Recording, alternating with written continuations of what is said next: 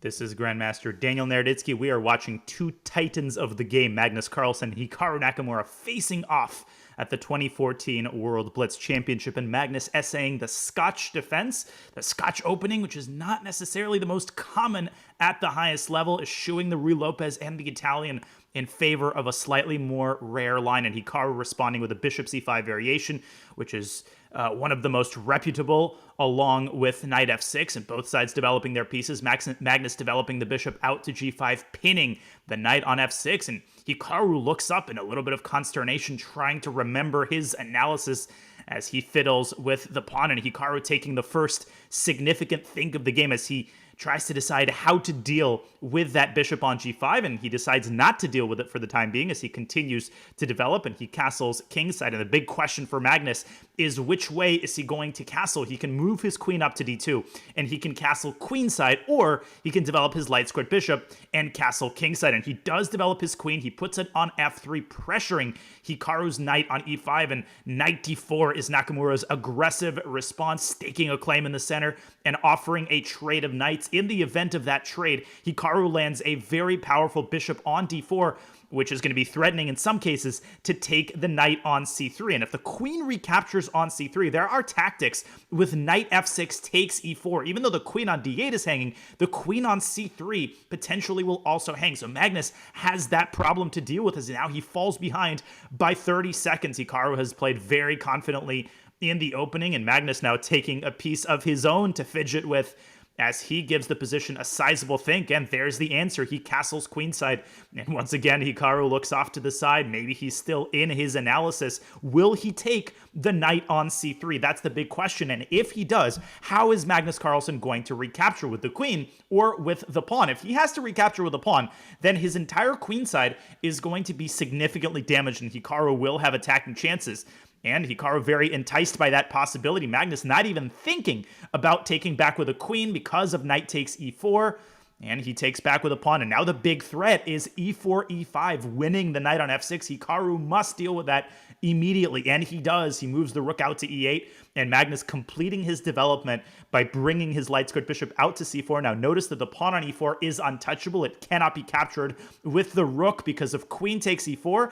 And the queen on d8 is going to be captured by white's bishop. So the pawn isn't the problem for white. The problem for white, as Magnus takes a sip of caffeinated Coca-Cola there, giving himself some energy to think about this complicated position. The problem for white is that damaged queenside. He cannot let black's queen get to a3 or the rook to get to the a file. All of that is a very dangerous possibility. But for the time being, white has some very active development, but a big move there by Magnus as he trades his dark squared bishop for the knight on f6, and he essentially forces an endgame where both sides now have very damaged pawn structures. Black has that damage on the king side, and white respectively has the damage structure on the queen side. Hikaru taking active steps to fix his structure as he pushes the pawn up to f5, and he contests Magnus's control of the center. The idea is to undouble his pawns, and in the event of a trade on f5, black gets his light squared bishop out.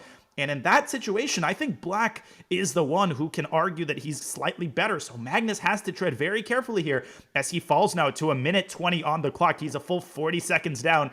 And we know how dangerous Hikaru is in his opponent's time pressure. And Magnus says, no, I'm not trading unless it's on my terms. And he drives the bishop up to d5. He is provoking the move c6, which looks very tempting, but then the bishop will drop back to b3, and Hikaru will have problems with his pawn on d6. So I don't think he's automatically going to play c6. Another sip from Magnus. He seems pretty happy with the way that the endgame is going, and a big decision here to be made by Hikaru. And he finally takes on e4. Magnus recaptures with his bishop, and rook e5 by Hikaru, preparing to lift the rook up to the queen side, but also putting the rook on a defended square. The threat was bishop takes h7 check with a discovered attack against that rook. But now that the rook is on a defended square, Hikaru doesn't have to worry about that anymore. And Magnus, for the second time, moves his bishop up to d5, knifing into black's position, a trade on e1, and king f8 by Hikaru to prevent white's rook from infiltrating to e7. The endgame looks pretty balanced to me, but there is still plenty of chess left to be played. This is not a dead draw. This is very far from a dead draw because there's a lot of pawn structure imbalance, with both sides having weaknesses on the respective flanks. c6 now played by Hikaru, driving the bishop away from the center, and will Hikaru play d5? Not just yet. He develops his bishop to f5 and moves it back to g6 in order to reinforce that weak pawn on f7, and Magnus says, I'm not letting you sleep peacefully on g6, h4, and Hikaru immediately responds with h5. The idea for Magnus was to play g4 and then h5 himself. That was not something Hikaru could have allowed. Magnus brings up his king into the center, and Hikaru pushes his rook down to d8, reinforcing the pawn on d6.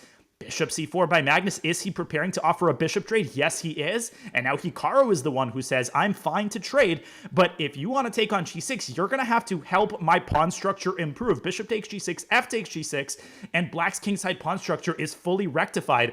I don't think Magnus is going to trade. No, he does not. Instead, he pushes the a pawn up to a4, grabbing space on the queen side. And Hikaru does the same with b6. It does look like black has the more comfortable side of this endgame, but the likeliest outcome is definitely still a draw. Both of these players are legendary in the endgame. And Magnus drops the bishop back to e2, thinking better of that bishop trade and deciding to keep the bishops on the board as he pushes the pawn up to a5. What a bold move there. And if Hikaru takes on a5, the idea for white is rook to a4, when white not only recovers the pawn on a5, but then puts tremendous pressure on the a7 and c5 pawn. So I don't think Hikaru is going to capture that pawn on a5. In fact, I'm confident that he won't. So he keeps the tension, rook to f6, offering a trade of rooks, does Hikaru Nakamura. And in the event of that trade, I don't know who benefits for the time being. Magnus trades on b6, and he falls now to 30 seconds on the clock. He's got to make a decision fast, but he basically has to trade because if he moves the rook away from f4, he loses that critical pawn on f2.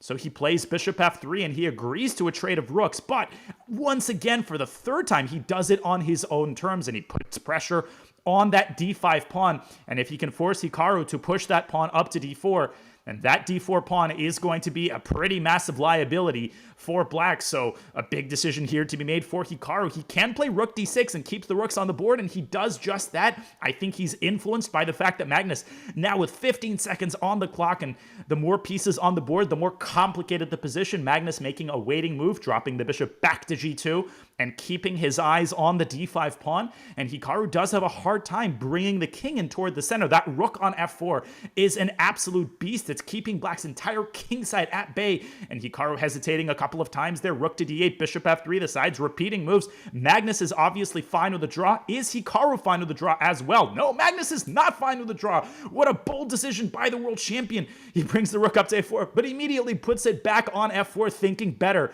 of his bold decision because Hikaru, he's got all of his pawns well defended by that rook on d6, and now it's Nakamura's turn to play for a win as he pushes b5 and supports the pawn of the rook, and bishop drops back to g2. Magnus harassing black's queenside pawns with his bishop, and now the pawn on d5 is untouchable because of rook d6. What a vicious trap by Hikaru in his opponent's time pressure. Magnus now with 10 seconds on the clock, and hesitation there as he moves the bishop back to f1 for the umpteenth time. Rook a2 by Hikaru attacking c2, and now a bishop trade, and who benefits from this bishop trade? It's hard to tell. Now white is threatening rook f4 up to f5, forking the pawns on d5 and h5. Hikaru has to prevent that, and he does by moving his king up to g6, and now it's Magnus's turn to expand on the king side g4, leading to some frustration by Nakamura, and the rook is it going to move up to g5, checking the king and forcing it back to e6, and now Magnus with a passed pawn on h4. Is he going to push that passed pawn? Not just yet. He plays rook g1, preventing black's rook from traveling to the king side via a1. And now Hikaru, the one who looks a little bit frustrated. White wants to put that rook behind the pawn on h4, and the pawn is going to rumble up the board, up the runway. Rook a3 by Hikaru, pinning the pawn on c3, and Magnus brings the king back to d2. Hikaru desperately generating counterplay on the queen side, fiddling and twirling that pawn. Rook up to g3 by Magnus, offering a rook trade.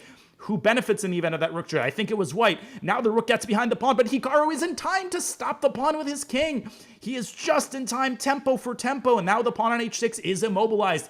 And I think the game is very likely to fizzle out into a draw. Rook to a6, winning the pawn on h6. Magnus wins the pawn on b4, and now the sides only have 2 pawns left, and they're about to have 1 pawn left. King to e2, rook e6 check, back and forth go the rooks, rook takes d5, rook takes f2. This is a dead draw, even though black's king is further away from white's pawn than white's king from black's pawn, because black's rook is more than capable of holding that pawn back, and the sides repeating moves, looking at each other and shaking hands. What a amazing battle between these two players. If you enjoyed this video, make sure to click the link in the playlist for more of these videos. Thank you so much for watching.